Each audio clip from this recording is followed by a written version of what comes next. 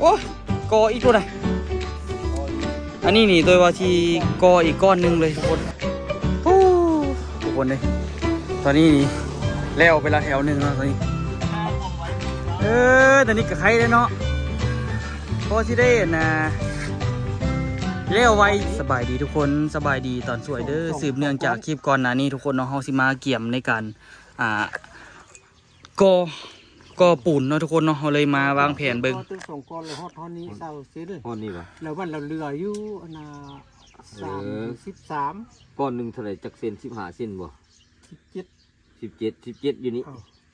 บ่เป็นหยังเอาขึ้นมาซ้ำนี่แล้วเขาก็ที่คานตัวนี้ก็ได้เอา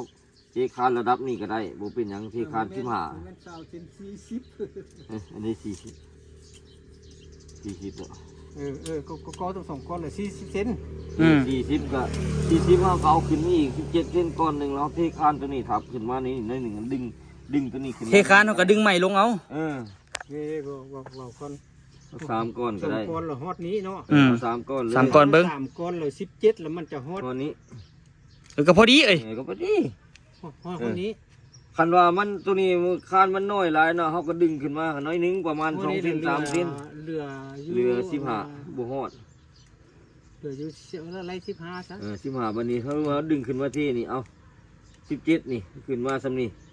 มันสูงกว่าทางหน่อยนึงให้ดีแล้วก็เฮ็ดแหลมลงทางอันนี้มาสูงกว่าทางหน่อยนึงก็ได้บ่มีปัญหามีปัญหาบ่แล้วเขาก็ตัดแหลมตัวนั้นลงมากวาดปรับระดับลงมาน้ำมาให้มันไหลออกสูงกว่าทางหน่อยนึงก็บ่เป็นหยังนะ3 ก้อนผู้ดีกว่าดอง3 ก้อนผู้ดีเด้17มันก็สิเป็นเกือบ17ก็เป็น20 เซนแล้วมันมีอันห้องพื้นดิบ่เซ็นเฮาก็วางโอ้บ่ได้ดอกเนาะมันโกตัว3 ก้อนห้องนี้ตัวเขาก่อไปเลยนะมันคู่นะเทคานได้ขึ้นหลายปานเด้อที่คานยังเหลือแต่12 เซนธรรมดาเท่าเด้อคั่น15แล้วเอาตั้งเป็น15โอ้เจเป็นตะบึกยังเหลือจักเซนขึ้นเมื่อแล้วเนาะกาย15ลองแทกขึ้นไปลองขีดเถิงมึงดูเอา15ขึ้นไปมึงดูนั่นแหละพอดีบ่หลายเนาะ15นี่แม่นเฮาเทพื้นเลยดีน่ะบ่เป็นหยังแล้วว่าวันนี้เฮามาไล่ลงว่าเฮาสิอันเทพื้นว่าเป็นเพียงข้านบ่หรือว่าเฮาสิเทพื้นปกคานเพียงคานแล้วเนาะเทพื้นปกคานน้ำลังดอกอันนั้นนะถ้าเทพื้นปกคานเฮาก็เอาไม้ปองคางมันตึ้มสกัดเทเลยคันเทพื้นปกคานน่ะคันเทพื้นเพียงข้านก็บ่ได้ปกค้างเอาเทมาเพียงข้านเลยนั่นเด้อก็ได้ปกในนึงก็ได้จะเป็นหยังคันว่าปกแล้วก็ตึ้มส่งโกนคันปกคานก็ดีคือกันก็ตึ้มส่งโกนก็ตึ้ม2 ก้อนก็ได้จึงประหยัดน้ำก็ตึ้ม2 ก้อนแล้วเทปกเอาก่อ2เราวันนี้คันว่าเขาจะเฮอค่ามันเยอะกว่าเก่านะเขาเอาไม้37นั่นน่ะปองบ้านนึงปองพวกนั้นปองเขานี่แล้วก็เอาเปลี่ยนยองไม้37นั่นน่ะแล้วก็เทคานอันนั้นก็ตัดไม่ดิ้วสั่นก็ได้นะพี่ดอกพาดปัญหาตัวนี้คือมันก่ายขีดนะทุกคนแต่มันก็หักมีทางออกดอก60พื้นตึมสมมุติว่าเอาไม้37ตึม15ใช้7ก็เป็น22เนาะ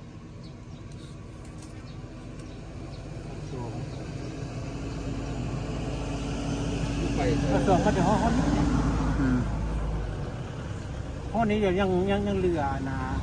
คันเทพื้น17หรือพอดีนี่น่ะหน้าโพดเทจักเซนจัก7 เซนนึงบ่8 เซนนึงบ่ตัวเทพื้นที่คนเอาเลยที่เอารถมาเทรถบ่มีอยู่นี่รถปูนน่ะบ่มีหลงซานบ่มีวะมันนอกเนาะคนนี่แหละเดี๋ยวซอกจางทหารมาช่วยเอาบ่น่ะเคยตุยบ่แล้วบัดเทบัดหยังเนี่ยเอาทหารมาช่วยก็ได้เราว่านะขอกำลังของทหารตำรวจ จ้างเขาเอา แต่เป็นอยู่เวียงคนเปล่าพวกนักโทษสมสง่า คันสั่นเฮาก็มีแต่ว่าเวลาเฮาโกยนะเฮาเสื้อปูนมันอันบอนบางนะมันหนาวกว่าเก่านิดนึง ก็จะเป็นหยัง ให้มันหนาวกว่าเก่าให้มันได้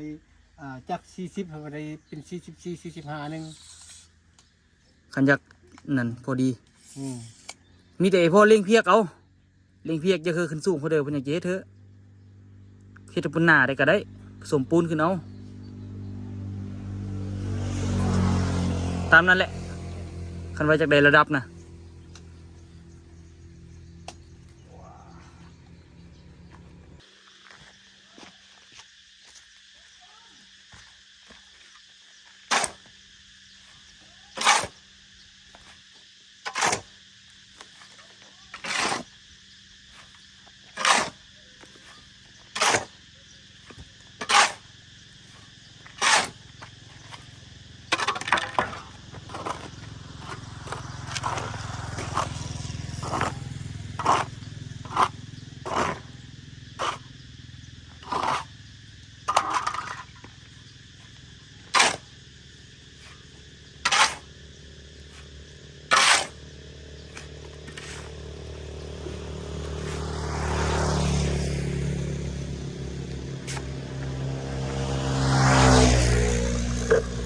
ใส่ตึงๆเลย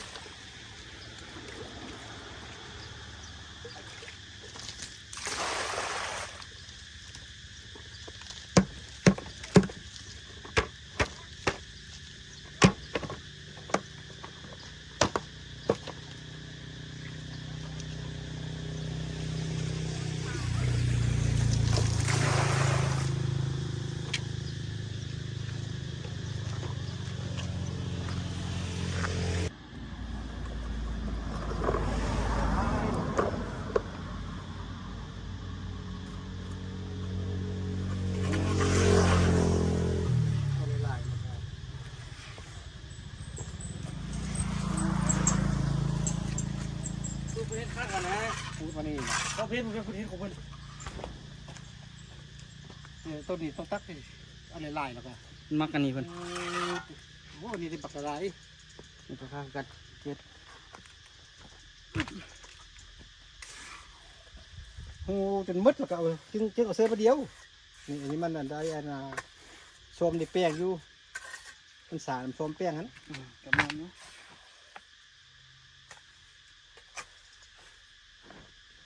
เอาอันนึงก่อนทุกก่อนมันก็เสืออันนี้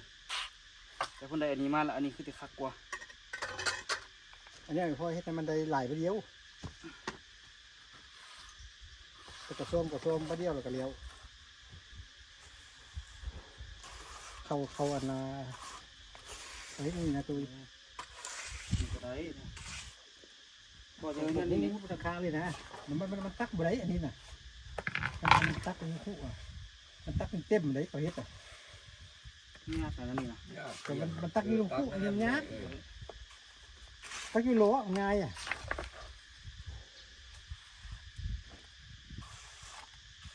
หรือว่าเจ็บแบบอันบอกเอากาแฟมา ออกจากกล่องก่อน คือนั่นตักเสือกาแฟอุ่นบีบเอาขึ้นบีบที่ มันต้องเฮ็ดสูงหน่อยนึงนะทุกคนชุดนี้นะเอาว่าได้ระดับก่อนได้ระดับก่อนหนึ่งก่อน บ่ได้ที่เป็นเละ บ่ได้เชียว บ่ได้เป็นเละเป็นนี่ มันเป็นสียางปกติ เอาหูจนมดเต็มก่อนนะเอาเต็มเล เอา ย บ่ได้ก่อนหนึ่งก่อนแม่ บอกให้มันคลายปูนเนี่ยปูนมันดูดแล้วมันจะแข็งตัวตึง ก็ซื้อเต็มแล้วก็จึงเลียนแถวซื้อไปเลยอันเพื่ออัน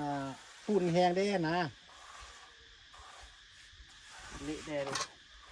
เดี๋ยวไปผสมปูนอีกก่อน กระบอกไปเนี้ยเอาเสื้อชุดก่อน เพิ่นขอก่อนหนึ่งก่อนไหม คือมันได้ระดับก่อนไหม บนระดับกระไดมันมีเสื้ออยู่ให้แล้วมันบ่ได้น่ะมันก็เละ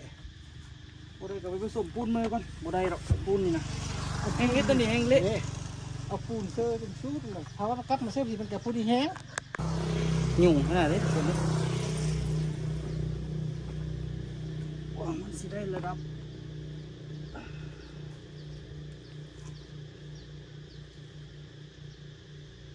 เท่านี้ได้ไงพ่อ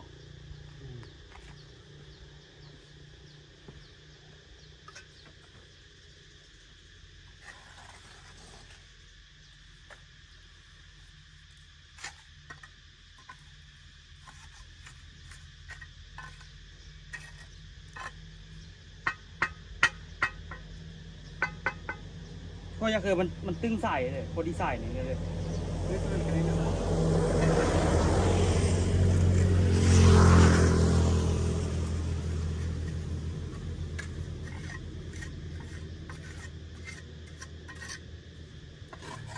ก้อนหนึ่งมันบ่ยากนะโอ้ยโอ้ย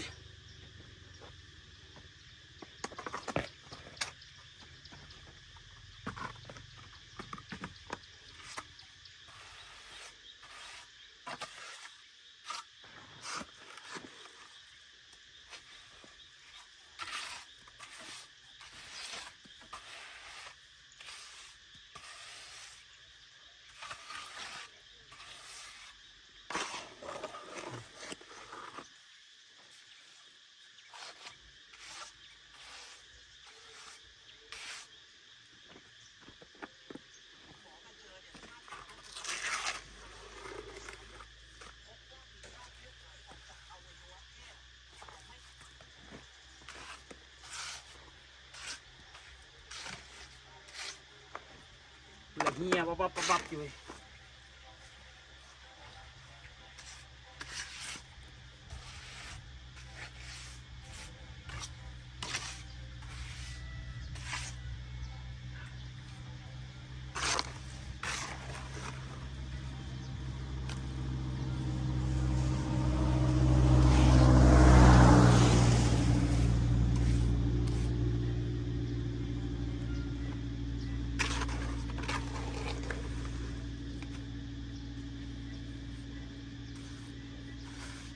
มารัสเซียนะซ้อนได้ดีขนาดนั้นรัสเซียนะ เอาเลยถ่ายคลิป ซ้อนมาไประเบิด ถ่ายคลิป โอ้ยจริงๆเลย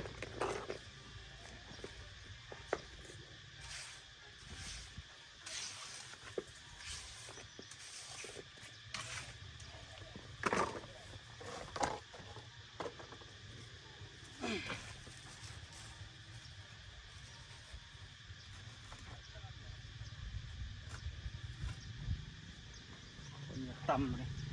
ไปนะ อืม สูงงานยากที่ได้สูงนี่ด้วย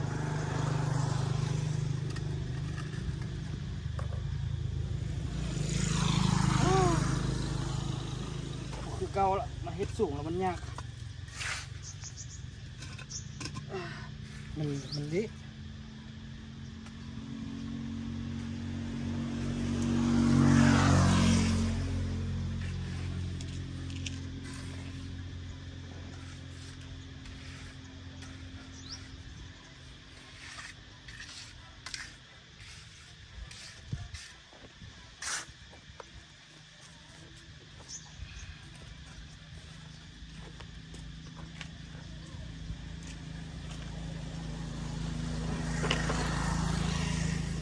ได้แล้วประมาณนี้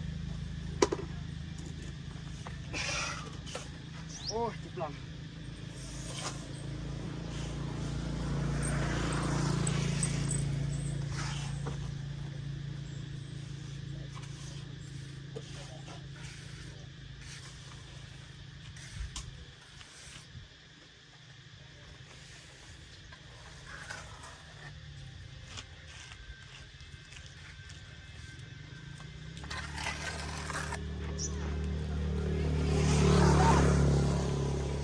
เดี๋ยวเรานอนตึงยุบไป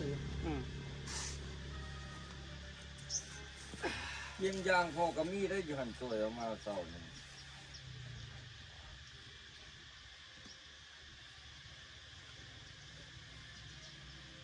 เ อนนี้ปูนเริ่มเซ็ตตัวแล้วทุกคนกอขึ้นมืดแล้วกันมองว่ากันข้างกลางนี่เลยจึงใส่น้ำหลักก็ได้ไม่มีปัญหา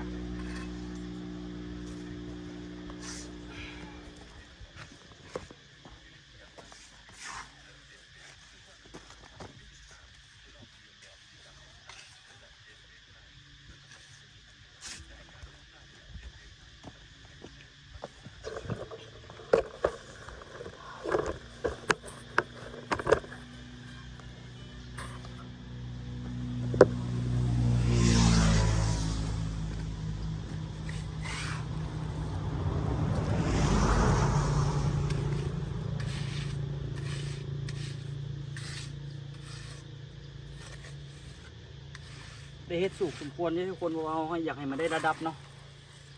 อยากให้มันระดับได้ประมาณบล็อก2 บล็อกให้มันได้ระดับเลยเราเลยได้กอตัวนี้สูงเนี่ยแต่ก็ไม่มีปัญหาทุกคน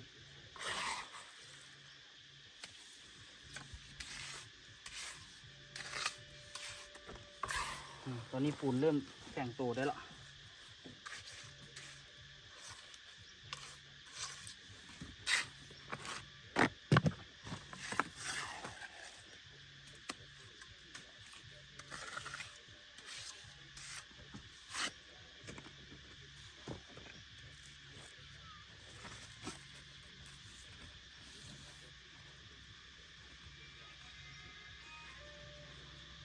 อยู่ได้ระดับทุกคน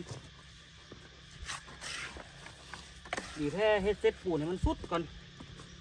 ได้ระดับตัวนึงแล้วเซตปูนให้มันสุดก่อนแล้วจริงพับเอาปูนใส่เอาบล็อกใส่ประเดี๋ยวง่าย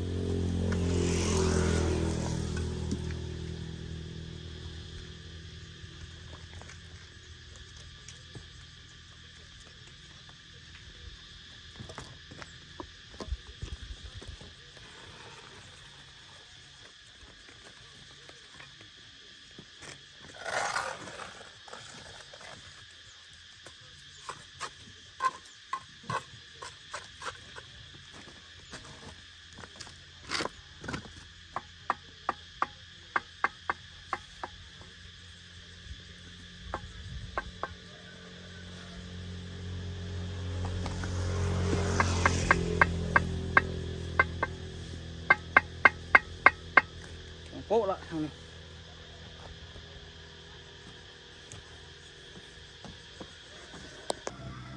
เรียบร้อยทุกคนเนาะเสียเวลาสุดก็มีแต่ตัวแจ๋แหละทุกคนเบิ้งตัวนี้นี่พอแลดปูนให้หมดละมีแต่เอาบล็อกใส่ให้ปรับระดับให้มันได้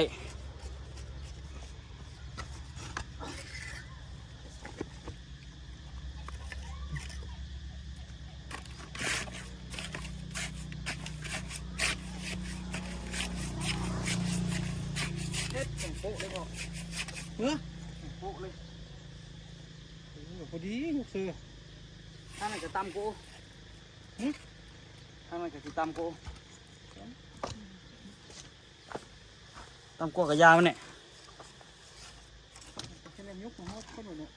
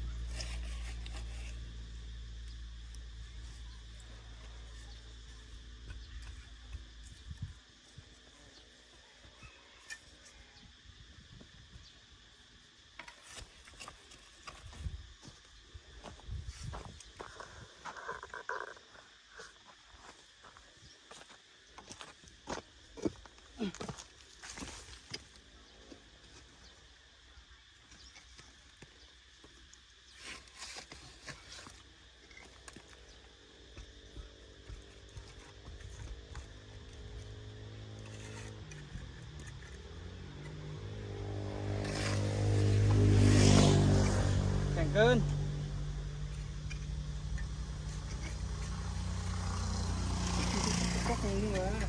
ฮะ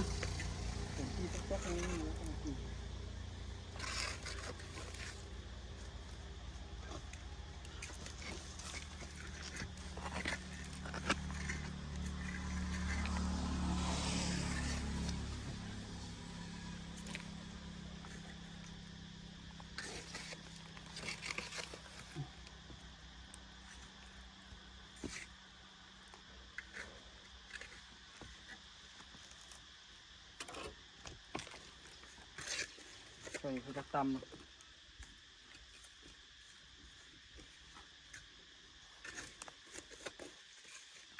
ืนเพียกเลยป่ะฮะถ้ามันยืนเพียกเลยโว้ว่าแถวนี้มันจักซ้ำเพิ่นว่านะ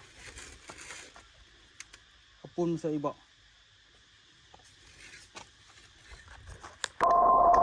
ยางไวบานะทุกคนแถวทำอิฐเนาะเดี๋ยวเอาเพียกขึ้นแล้วก็ต่อแถวที่2เลยทุกคนต่อแถวที่2แล้วก็ทาเทคานอีก แต่ว่าตัวนี้เขากับกอขึ้นสูงเติบเห็นบ่ถ้าเทียบกับตัวอื่นนี่ทุกคนเทียบกับตัวอื่นนี่ก็ตัวอื่นสีน้อยกว่านะทุกคนเนาะตัวอื่นก็สีประมาณนี้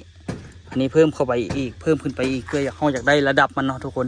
อยากได้ระดับโตมันมีขีดสีแดงๆนี่ทุกคนเนาะ2บล็อกแล้วก็เทคานได้อยู่ทุกคนผสมปูนใหม่แล้วทุกคนตัวนี้กอขึ้นสูงเติบอยู่นี่อันนี้นี่กอเข้าไปละ2สั้นโอ้ยสวยสีแล้วเหมือนธรรมดาเด้อเพราะเขาใส่ปูนหนานะมันนานแล้วนะทุกคนสีลมน้ำพอใหม่อยู่จะคิดจังไงเฮ็ดปูนหนาแล้วมันยุ่งเปลืองปูนพร้อมโอ้ยกออีกตัวไหน ก็อีก อันนี้นี่ตัวว่าที่กออีกก้อนหนึ่งเลยทุกคนกออีกรถ กับระดับใหม่ คันคานคือจำนี้นะมันจะมีปัญหาหยังกับหนาดิน มีปัญหาเรามันสูงขนาดนี้ เป็นเมียง สูงขึ้นจำนี้กับยังใดอยู่นี่นะ เดี๋ยวเขาไม่อยากสูงหลาย โอ้ยขึ้นจำนี้โบมีปัญหาดอกเขาก็ปรับขึ้นเอา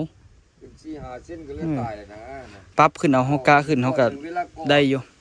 มันก็บ่จำเป็นสิ เป๊ะๆ หน้าปานนี้นะใส่นะ โอ้มันยังเรือหลายได้15เส้นมันตกพี่เลยดิ บ่ทำอิฐว่าสิใส่ได้2ก้อนทำอิฐน่ะ มันต้องตีขึ้นปูนนาปานนั้นดอก มันเฮ็ดมาและเด้แก้ไขบ่ได้ละ บางแล้วเขาก็จะค่อยยับตัวนี้ขึ้นมาซ้อนจาก2 ดิ้วนี่โอเคแล้ว ก็ตึงก่อนหนึงคนนี้ เอ เนาะ ออันนี้ตัวนี้ขึ้นมานี่ก็ว่าประมาณนี้นี่14 15 ฟั นี่ งก่อนข้านตึ้ม15 เซน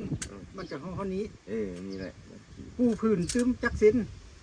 นี่ก็บ่เกินตั้งแต่3-4 เส้น5 เส้นปานนั้นแหละ คำว่าปูพื้น6 เซนกับห้องนี้ เส้นประมาณนั้น อ้าวแล้วสมมุติว่าเอาปูมันคือขึ้นอีกว่ะ ประเทศ เอาเพียงคานก็บ่ได้นี่หรือจะเอาขึ้นไปคานหน่อยหนึง แล้วบ่เป็นหยังเวลาเฮาสิเอาเพียงคานเฮาก็ปรับหน้าดิน สมมุติเทก็คือมันได้ซ้ำนี่ได้บ่เฮาปรับหน้าดินลงเอา ที่ห้องนี้เนาะ เทก็ซ้ำนี่แต่เฮาปรับหน้าดินลงเอา ก็ได้ ดีกว่า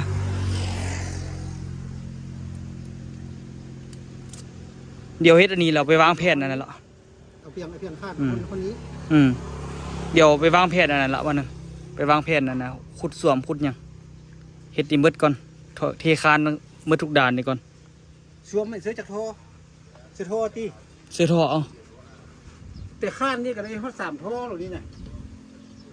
เสื้อเพิ่มอีกจัก2ท่อเนาะลงรุมเนาะ2 หา 3ท่อลงรุมนะ 2 เมตรกับพอคนตีทอนก่อนนึงหา10 เซน10 เซน ท่อราคา10 เซน เอาลูกยังจะเอาขึ้นลูกกับคุดแม่นนึงได้2 แท่งแล้วก็ต่อขึ้นมาเป็น4 แท่งน่ะ อย่าขี้ไหลลงรุมจัก2 แท่งซะ เนาะ แท่งก็ประมาณเม็ดนึงคุดเผื่อไว้โลดคุดเม็ด20โลด20เม็ด30เผื่อไว้คือเอาปรับคันบ่พอเฮาก็ปรับตึงๆขึ้น มันเต็มกับหมูย่าแต่นี่นะมันจะเอาเฮ็ดบอลเจาะหูไว้เอา บ่เต็มดอกอยู่นี่มันอันนั้นมันเนินนะพ่อมันอยู่สูงนะขุดสำเร็จสำนึงกันเรือๆแล้ว มันบ่แม่นบอลนำออกบ่อหั่นนะร้อยนะทุกคนเดี๋ยวสิกออีกก้อนหนึงเรียบร้อยทุกคนเลยกอเรียบร้อยละใช้เวลาดุนเติบอยู่ทุกคนส่วนสิได้ฮอตนี่เนาะเติบหนึงอยู่เนาะแต่ตอนนี้นี่ก็ตัวนี้แล้วแหละก็เทคานได้ทุกคนเทคานตัวนี้แมนเทคานฮอบสุดท้ายละที่สิได้ระดับทั้งหน้าแล้วก็สิได้เททั้งมืดนี่เลยทุกคนทั้งมืดนี่เลยอีหลีเนาะตอนนี้นี่พ่อกำลังสิแกะแบบทุกคนสิแกะแบบเพื่อสิได้เล็งเพียกกอ3 แถวพร้อมกันเลยมื้อนี้นี่ใจแท้ก็อยากให้มันกอให้มันแล้วมื้อนี้เลยคันแล้วก็ถือว่าเติบหนึงได้ทุกคนเพราะว่าเฮากับเฮ็ดตัวนี้นี่มากะอยากว่ากายเครื่องมือแล้วนะทุกคนเนาะ1 โมง 2 โมงละเข้า3 โมงเราบ่ฮู้ว่าสิกอแล้วบ่อีก3 แถวเนาะอันนี้มีแต่2 ห้องสิก็ใช้เวลาบ่กันดนแล้วทุกคนแต่ว่ามื้อเช้านี่เฮาก็เทแบบนี้แน่ทุกคนเนาะเทคานนี่ก็ใช้เวลาแบบ10 โมง 11 โมงละกออันนี้ก็ประมาณ2 ชั่วโมงปลายเนาะเดี๋ยวสิลองกออันนี้มันอาจจะไวกว่าเพราะว่านะมือมันในแล้วทุกคน เดี๋ยวเฮาสิแก้แบบตัวนี้แล้วก็สิเริ่มกอเลยทุกคนปู้ทุกคนเลยตอนนี้นี่แล้วไปละแถวหนึ่งแล้วตอนนี้จนสิค่ำแล้วทุกคนแต่สิพยายามนะทุกคนเนาะว่าสิสำเร็จตัวเกี่ยมไฟเหลืองมาละมื้อนี้ตัวว่าจังไหนก็ต้องให้มันแล้ว3 แถวนี้มื้ออื่นก็มีแต่แทกเล็กแล้วก็สานเล็กอย่างเดียวเลยตัดเล็กสานเล็กแล้วก็เฮ็ดแบบมันไว้เนาะทุกคนเนาะเฮ็ดแบบเทคานปะไว้ก็สิได้เทหลายคานเติบอยู่ทุกคนแต่ว่าก็ยังบ่ทันกอพวกทางกลางนี่เด้อเบิ่งบางทีสิกอแถวนี้ไว้ทางกลางแต่ละห้องไว้แล้วก็สิกอตัวนี้ไว้แต่ว่าทางนี้สิบ่กอเด้อลงตัดนี่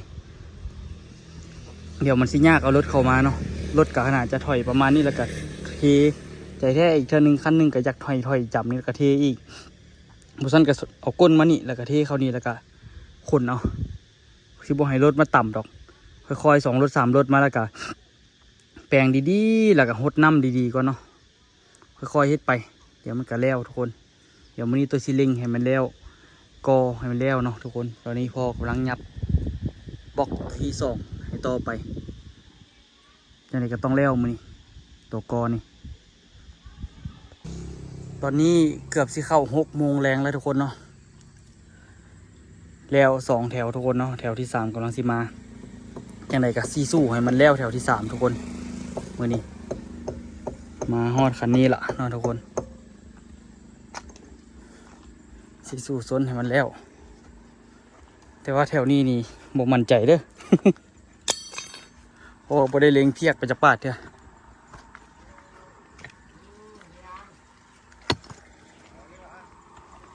อันก่อแต่แถวเดียวมันก็ไว้ดอกทุกคนอันนี้นี่ก็สู้เต็มที่ละสู้ต่อไปบ่ฮู้ว่าสิแล้วบ่มาถ่ายติดตามเลยทุกคน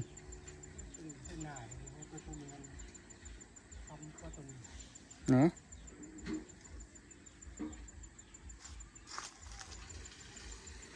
ขนาดสมีกับบอกกันหนาละเอาซัวๆแม่เอาซัวๆแม่ไปรถที่พิพิธ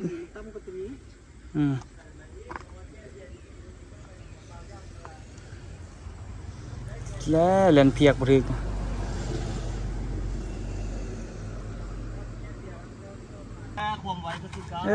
แต่นี่กับใครเลยเนาะพอสิได้นะ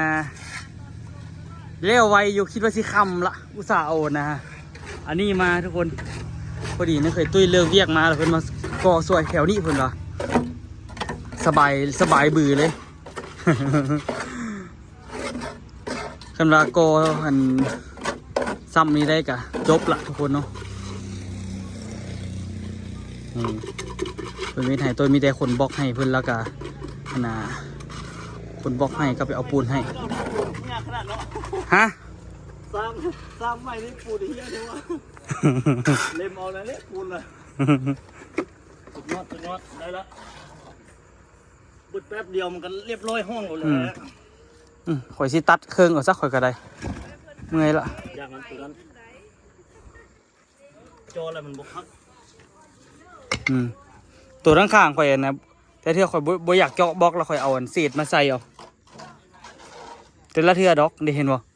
มันต้องมีแมทติดถุงไว้แทรกใส่รถแม่นเนาะมันต้องเอาบุกหูว่าเขาที่เอาซ้ำเลยมันบุกแข่งเก่งก็มันบอลนั่นมันฮะเป๊ะเลิ่นบ่ยามัน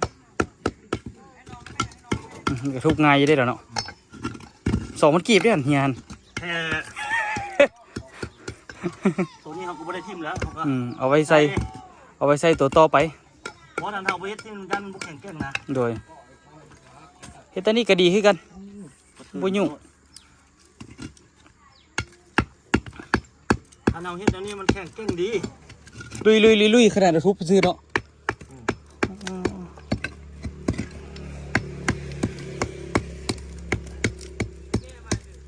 คานตะกดบล็อกอันก้อนนี่บกคาน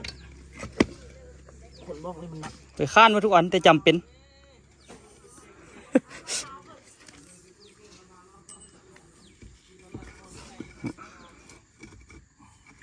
เรียบร้อยหน่วยหนึ่งเด้ออีกหน่อยหนึ่งอยู่วะบ่ให้มันครับหลายยัดปูนบ่ได้บกแข็งแกงตัวเจฝาก็ต้องยัดปูนอีกเนาะจัดไปเดี๋ยวไปโคนปูนให้ก่อนต้องฟ้าวมันเข้าให้มันได้ระบบมันจัดไปให้มันแนวนี้ผมคอยว่าแม่นคานได้นี่เลยบ่งนะครับหนักเลยคานแท้แล้วปานคานเลยคานใหญ่